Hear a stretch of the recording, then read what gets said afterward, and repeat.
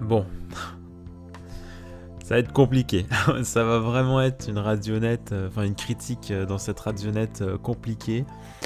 Mais bon, faut y aller. Je vais pas être tendre, je pense, à un moment donné, mais bon, après, on va quand même essayer de faire preuve d'objectivité. Attendez, je suis mal installé sur mon petit siège dans les studios de la Moquette TV en direct live, dans les studios. Le mec qui dit n'importe quoi. On va commencer par les choses qui m'ont plu, hein, comme ça sera fait. Voilà, on va commencer par ce qui m'a plu. Bien évidemment, la photographie, hein, la qualité des plans, même si niveau mise en scène, l'épisode était pas incroyable. Peut-être que c'est dû au fait que c'est effectivement les deux scénaristes qui ont réalisé cet épisode et donc ils n'ont pas fait énormément de choses, je crois. Donc c'était très basique comme certains plans. Enfin, il y a les phases de dialogue et tout, c'était pas ultra transcendant.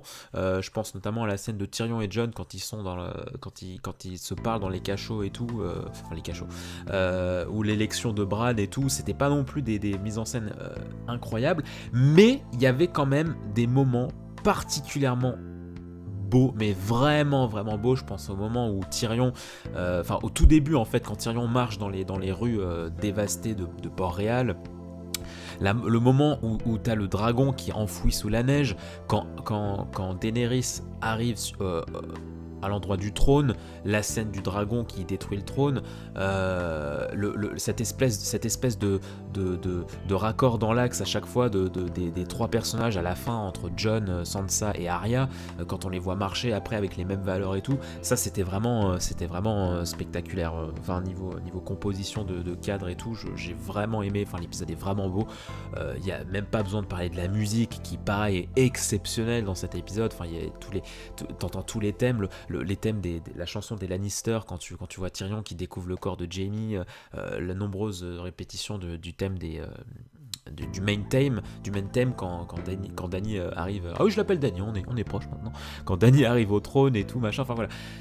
Musique aussi, ça prend tellement aux tripes, c'est fou quoi, les musiques de cette série, mais ça prend tellement aux tripes, c'est assez fou. Pareil les plans. Alors même s'il y a eu certains fonds verts un peu foirés, il faut reconnaître que la scène avec Daenerys qui arrive devant son armée était aussi assez ouf quoi. T'as un plan à un moment où tu la vois qui parle et dans le fond tu vois son dragon qui gueule. Oh là là, mais c'est niveau mise en scène c'est fou. Il y a même pas besoin. Ai-je vraiment besoin de parler de ce plan aussi où tu la vois marcher et tu vois les ailes du dragon qui s'élèvent derrière elle comme pour présenter que maintenant elle est un véritable démon. Voilà, ça aussi c'était assez fou. Le tout sous la neige en plus d'ailleurs, hein, parce qu'effectivement on était tous en mode ouais bah au final la vision qu'avait Daenerys dans la saison 2 c'était des cendres, c'était pas de la neige. Et bah non, fermez vos gueules en fait, fallait pas parler trop vite en fait, c'était bien de la neige parce qu'il se met effectivement à neiger à Port-Réal. Mais donc voilà, c'était vraiment... Même si ça faisait très Star Wars, hein, faut l'avouer, ça faisait très Palpatine qui parle à son armée. Hein. Je sais pas si c'est un clin d'œil au futur Star Wars qu'ils vont réaliser, mais le moment où Daenerys elle parle à son armée avec toute son armée en face d'elle, mais ça faisait tellement une scène de l'empereur ou une scène du grand, je sais plus comment il s'appelle, le commandant dans la nouvelle trilogie, la Star Wars 7 et Star Wars 8, à un moment il se met à parler à ses armées et tout là, je sais plus comment il s'appelle. Enfin l'espèce de nazi là, bon je sais plus. C'était stylé, d'autant que les paroles de Daenerys aussi étaient très intéressantes. En fait c'était très ambigu. Quand elle se met à parler à son peuple Dothraki, à ses armées et tout, qu'elle se dit libératrice, c'est très intéressant parce que c'est le même discours qu'elle tient limite à chaque fois qu'elle avait libéré une ville, mais elle les libérait d'une façon belle, alors que là c'est d'une façon horrible, mais elle continue à être persuadée qu'elle est dans la vérité, et c'est assez perturbant. Et encore une fois, ça aurait pu être bien plus ouf si ça avait pris plus son temps, si ce tournement dans le côté obscur avait plus pris son temps, ça aurait été encore plus épique, parce que là on aurait... En fait, ce qui aurait été agréable, c'est que nous-mêmes, spectateurs, on aurait pu être persuadés qu'elle était toujours du bon côté, tu vois. Ça aurait été vraiment intéressant qu'il y ait certains spectateurs, que nous spectateurs, on arrive à croire, à comprendre son point de vue, mais là on n'y arrive pas parce que c'est arrivé trop vite et parce que c'est arrivé trop violemment. Mais ça aurait été vraiment stylé qu'on comprenne un peu mieux son ressenti, un petit peu comme Anakin dans l'épisode 3, parce que là c'est clairement ça, hein. En plus quand elle dit à John, oui non mais viens on va bâtir un monde meilleur et tout, et puis les autres ils auront pas leur mot à dire en fait, ça m'a fait tellement penser à Anakin et Padmé à la fin de Star Wars 3, c'était terrible.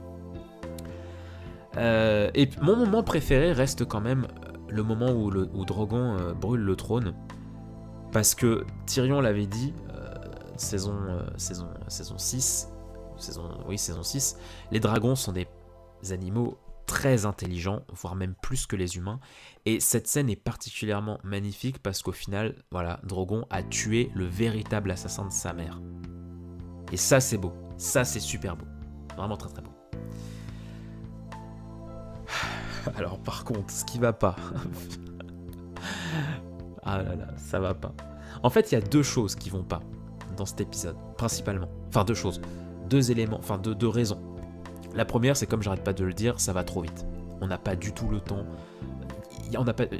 Les gros événements s'enchaînent beaucoup trop vite. On n'a pas du tout. Il y a aucun temps au développement en fait. Il y a pas de temps au développement. Daenerys devient la Mad Queen. Elle se présente devant ses armées. Elle va au trône. Elle est tuée. Ça va beaucoup trop vite. Ça va beaucoup trop vite. Et notamment la scène de Drogon qui épargne Jon et qui détruit le trône. Même cette scène qui pourtant est incroyablement belle, elle manque de consistance parce que putain de merde, 30 minutes avant ça, on voit Drogon qui tue 100 000 personnes. Donc le fait de passer directement de ces 100 000 personnes mortes, tuées, à Drogon qui détruit le trône, mais t'es là en mode ah mais tu sais pas quoi penser parce que c'est beau le comportement qu'il a le dragon, mais en même temps ça arrive beaucoup trop tôt. Il aurait fallu que petit à petit voilà il se passe du temps, on voit plus le dragon parce que là mais putain mais on passe d'une machine terrifiante de guerre qui le dragon a fait un génocide et 20 minutes après il fait le plus beau geste de la série. Enfin, ça n'a pas de sens, ça va beaucoup trop vite. Ça va vraiment beaucoup trop vite. Pareil pour la rédemption de Jon, même si oui voilà le dialogue avec Tyrion était assez stylé. Voilà, il prend sa décision quand même sacrément rapidement. Le conseil des rois qui se réunissent après l'ellipse, ça pareil, j'ai trouvé ça super rapide. Tu comprends pas, enfin on est focus sur une intrigue qui va vite et on en oublie complètement le contexte géopolitique. Moi j'aurais kiffé comprendre ce qui se passe entre le moment où Jon tue Daenerys et le moment où le conseil est réuni pour élire Bran. Parce qu'on voit rien, il se passe rien, tu sais pas ce qui se passe autour, tu sais pas ce qui est devenu Port-Réal en attendant, tu sais pas si des habitants sont revenus, tu sais pas ce que pense le royaume. D'ailleurs, à aucun moment dans l'épisode, on voit ce que le royaume devient. Ça m'a rendu fou. À part Winterfell, la garde de nuit, Port-Réal, tu ne vois aucun autre lieu du royaume. Tu vois pas Dorne, tu vois pas Père Dragon, tu revois pas, enfin voilà, même tu revois pas Vivzeg, enfin même si c'est des lieux où, enfin je sais pas, mais pour moi c'était évident de montrer ça pour comprendre ce qui se passe dans le royaume, pour comprendre ce que les gens en pensent et ce que les gens ont ressenti. Moi ce que j'adorais dans les saisons d'avant, c'est qu'on voyait souvent pendant les voyages, par exemple pendant le voyage d'Arya par exemple, quand elle était avec le limier, quand des fois ils rencontraient des gens qui exposaient un peu leur avis sur la politique actuelle. C'était super intéressant parce que c'est quand même ça la base de la royauté, c'est quand même ça la base du royaume. Là on dit, là j'ai pas l'impression qu'on a assez pris le temps de dire au revoir au royaume. Quand je pense au si peu d'écart qu'on a eu dans ce dernier épisode, pour moi c'était pas un au revoir appréciable. Mais de toute façon, l'épisode en tant que tel n'est pas un au revoir appréciable. Enfin, en tout cas, on est tous d'accord là-dessus que cette fin est plate. Elle est pas forcément mauvaise, très mauvaise. Moi, j'ai un pote qui m'avait dit pire épisode de la série. J'irai pas jusque-là. Mais par contre, oui, je suis d'accord que c'est clairement pas une fin qui mérite une série telle que Game of Thrones ne méritait pas une fin aussi plate, avec aussi peu de surprises et aussi peu grandiose. C'est ça le truc, c'est qu'au final, cet épisode n'a rien de grandiose. C'est un gros épilogue rushé, clairement cet épisode. Et alors, en plus du fait que ça va trop vite, Bran aussi, Bran c'est pareil. Bran, je comprends l'idée de l'élection de Bran, tu vois, le garçon qui, au final, saura forcément gouverner sans vouloir son propre intérêt, pas dans son propre intérêt, parce que il a plus vraiment de famille, il n'y peut pas engendrer d'enfants, il a la connaissance de tout, il a la connaissance de toute l'histoire, donc d'un point de vue sagesse, c'est beau de le mettre sur le trône. Mais le problème, c'est que c'est amené d'une façon beaucoup trop maladroite, parce qu'il n'a rien fait, il n'a absolument rien fait depuis trop d'épisodes. Ça c'est pareil, dans les livres, forcément ça sera développé, forcément il fera des trucs, mais là, il a eu trop peu d'importance. T'as l'impression en fait dans ces dernières saisons que les mecs avaient beaucoup trop de personnages à gérer, quoi. Alors qu'on y arrivait très bien avant, mais bien évidemment, avant il y avait plus d'épisodes, il y avait plus de saisons, il y avait plus de temps, forcément. C'est ça le problème de Game of Thrones de toute façon, c'est que de base c'est une série avec beaucoup de personnages à gérer. Avant, on arrivait bien à les gérer parce que ça prenait son temps, il y avait assez d'épisodes. Là, il y a trop peu d'épisodes, il y a trop peu de temps, et il y a trop d'événements. Et donc Bran, c'est ça le truc, c'est que c'est pas incohérent de le mettre sur le trône en soi. Mais quand tu vois ce que la série a fait de ce personnage, oui, ça en devient incohérent. Le mec passe son temps à dire non, je ne suis pas Brandon Stark, je ne suis plus Brandon Stark, je suis quelqu'un d'autre, et tu le mets quand même sur le trône à la fin. C'est, oui, je suis Bran en fait. Oui, c'est moi Bran. Genre, c'est pas cohérent. Et autre truc qui m'a fait, que j'ai pas aimé en fait, c'est qu'il y a des personnages que tu ne reconnais pas, quoi. Moi, il y a vraiment eu des comportements où je me suis dit, mais ça, c'est pas les personnages qu'on a connus, quoi. Clairement. Jon le premier, qui compte, malgré qu'il tue Daenerys, il ose quand même tenir tête à Tyrion en mode, ouais, mais elle est pas son père, elle y arrivera et tout. Mais mec, mais putain, mais t'as vu ce qu'elle a fait? Et le mec continue quand même à croire en elle, quoi. En une meuf qu'il connaît depuis 1 an à tout péter, quoi. Même pas. Ça m'a, c'est tellement pas Jon, enfin c'est tellement pas le personnage de base. Vergris c'est pareil, Vergris c'est pas possible. Il y a des personnages comme ça que j'adore, mais quand tu vois ce qu'ils font et ce qu'ils disent, mais c'est incroyable. Mais en plus le pire c'est que tu sens que les acteurs, mais on a l'impression qu'on leur a filé une autre ligne de texte en fait. On a l'impression qu'on leur a retiré leur ligne basique de personnage et qu'on leur a mis un autre texte qu'ils doivent dire. Même s'ils en ont pas envie, quoi. Genre vraiment, mais t'as l'impression qu'il y a eu des mélanges de scripts, enfin c'est horrible, il y a vraiment des personnages que je n'ai pas reconnus. Vergris, comme je le disais, clairement, mais putain... Puis ouais, et puis le conseil est tellement étrange, se passe d'une façon tellement étrange, je trouve, parce que le fait que Jon soit pas présent, ça sent tellement le côté bah ouais mais non on veut que dans l'histoire ça se passe comme ça donc on va pas mettre Jon mais on va mettre Tyrion. Le fait qu'il juge Tyrion, ouais Tyrion a beaucoup de fautes à expier alors que putain mais en soi qu'est-ce qu'il a fait de mal Tyrion sans déconner mais regardez un peu les choses mais dites-moi ce que concrètement Tyrion a fait de mal quoi. Le mec il a un putain de procès alors que bordel qu'est-ce que... Puis voilà il a un procès, enfin ils sont clairement tous tenus en joue par énormément de forces militaires, hein, les Immaculés, les Dothraki et tout, et pourtant, tranquillou bilou quand même le procès, hein, ça se passe quand même plutôt bien. Hein. Vergris vénère et en même temps, il est quand même ouvert à la parole. Vergris qui d'ailleurs, du coup, est un des plus grands criminels de Westeros, on va pas se mentir. Enfin, lui et son armée, c'est quand même du coup une des armées les plus dangereuses qui soit. Mais bon, tranquillou, on va les laisser partir à Nat, sur une île au calme pépère, en hommage à Missandei, et puis c'est pas grave, hein, après tout, c'est pas grave qu'ils soient des criminels de fous, enfin bon, c'est... Bon, à la limite, parce que ça reste une fin très pacifique, donc à la limite, je veux bien.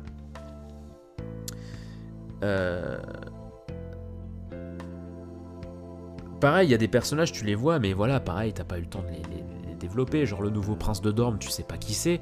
Il y a des personnages, tu sais pas qui c'est. Le mec à côté d'Yara, j'ai pas compris qui c'était. Yara, c'est pareil. Ah, Yara, c'est pas possible.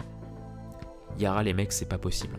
Il y a eu aucune allusion à Théon, à son frère. Encore une fois, par manque de temps, de développement. Il aurait fallu un épisode entier consacré à que devient tel personnage, etc. etc. Il aurait sûrement pas fallu mettre une demi-heure dans cette 1h18. Il aurait surtout pas fallu mettre une demi-heure consacrée à Daenerys, quoi. Pour moi, il aurait fallu un épisode entier consacré à la mat Daenerys. Et un épisode entier à montrer tous les personnages. Bronn, c'est pareil, il arrive comme un cheveu sur la soupe à la fin au conseil. Mais enfin, pour en revenir à Yara, c'était pas possible. Genre, voilà, en fait, t'as des personnages, t'as l'impression qu'ils sont là en mode spectateur. Yara, Sam, ils étaient là en mode spectateur, quoi. Genre, tu les mets là parce qu'il faut les mettre là, mais en soi, ils racontent rien. Yara, elle m'a fait vriller, quoi. Oui, mais moi j'ai prêté serment à la reine et je ne suis pas d'accord que Jon y soit libéré parce qu'il a tué la reine. Meuf, ta reine, elle a commis un génocide. À quel moment tu défends ça? À quel moment? La meuf, elle s'est pris pour Jon Snow en mode « Ouais, mais moi j'ai prêté serment. » Non, c'est pas possible. Tu vois.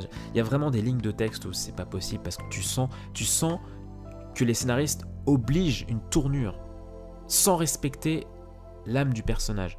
Moi, c'est ça que j'aime pas dans cette fin et que j'aime pas dans les histoires en général, c'est quand on a envie qu'une histoire prenne telle tournure, donc il faut qu'on change les personnages de sens. Comme des pions, tu vois, hop, tu fais pivoter le pion dans ce sens-là parce qu'il le faut. Moi, j'aime pas ça, parce que ça respecte pas du tout l'œuvre. Et tout ça pour dire, oui, que c'est fou à quel point les mecs, sans le roman, ils sont perdus, quoi. Ils ont plus su gérer vraiment convenablement le truc, quoi. Après, encore une fois, je trouve pas la fin de l'histoire incohérente. Et c'est en ça que pour moi, je trouve ça dur de dire que c'est 0 sur 20. Parce qu'en soi, c'est cohérent, quoi. Arya, ce qu'elle devient, c'est cohérent. Sansa, ce qu'elle devient. Même si Sansa, j'ai pas compris aussi. Sansa, je trouve ça aussi facile parce que nous, on est un royaume indépendant. Ouais, enfin, du coup, qu'est-ce qui empêche les autres royaumes de devenir indépendants aussi, tu vois? Genre, j'ai pas compris. Enfin bref, Sansa, oui, c'est cohérent. Tyrion, tout le nouveau conseil aux côtés du roi, c'est cohérent. Bran, c'est plus ou moins cohérent, mais c'est mal amené. C'est vraiment mal amené. La scène aussi j'ai pas dit dans les bons points, mais aussi la scène avec ah putain, comment elle s'appelle? Brienne. Quand Brienne elle écrit les exploits de Jaime aussi, c'était très beau parce que voilà, on se souvient de la scène de Joffrey qui se moquait de Jaime en mode oh bah y a rien d'écrit sur votre page, on se souviendra pas d'un chevalier comme vous, en plus vous êtes vieux, vous avez qu'une main, jamais vous entrerez dans l'histoire. C'était beau, c'était très beau. Mais voilà, en soi, la fin n'est pas incohérente, c'est juste amené beaucoup trop rapidement. On ellipse beaucoup trop de choses. Moi, la seule fin que j'accepte moyen, c'est Jon, par contre. Parce que non seulement il a été 0 pointé pendant toute la saison, mais en plus, le sort qu'on lui laisse à la fin, mais le point de départ 0 nul, quoi. Genre, il revient à la garde de nuit, mais qu'est-ce qu'il y a à faire à la garde de nuit maintenant? Alors oui, c'est là où il a été le plus heureux, c'est là où il a le mieux grandi aux côtés des sauvageons, mais en soi, ça raconte quoi? Ça raconte quoi de le ramener là? Je sais pas. Il aurait fallu au moins teaser une menace, tu vois. Une pseudo-menace, oui, alors on a repéré des trucs bizarres au nord du mur, il faudra que Jon, tu y retournes. Mais non, même pas. On n'a même pas eu le temps de faire ça, on n'a même pas eu le temps de dire ça. C'est juste, bah tu retournes là-bas et tu veilles, voilà. Tu veilles, s'il te plaît. J'ai pas parlé aussi de la mort de Daenerys, que j'ai trouvé pas mauvaise, mais voilà, encore une fois, bah en fait, la scène, la mise en scène, le plan était très stylé, mais encore une fois, ça a manqué de consistance, mais encore une fois, par manque de temps, par manque de... il aurait fallu plus entre eux, quoi. Plus de Mad Daenerys, tout ça. Non mais enfin, en tout cas c'est sûr que ce dernier épisode ne rend pas hommage convenablement à une telle série. C'est évident. Et je pense qu'on sera tous d'accord là-dessus. Et c'est dommage. C'est dommage de dire au revoir à une telle série de cette façon. Et en même temps, bah voilà, j'ai pas envie d'être full négatif parce que pour tous ces épisodes, pour tout ce temps de visionnage fantastique, eh ben c'est pas pour autant qu'on va crier que la série est de la merde, quoi. Moi ça m'attriste quand on insulte sans vergogne les scénaristes parce que oui, ils ont fait des cruelles erreurs, mais en même temps sans ces deux bonhommes on n'aurait jamais eu cette série, quoi. C'est ça qu'il faut se dire, les mecs, hein. C'est bien beau de leur jeter la pierre, mais s'ils avaient pas produit ce pilote à HBO, on n'aurait jamais eu une série pareille.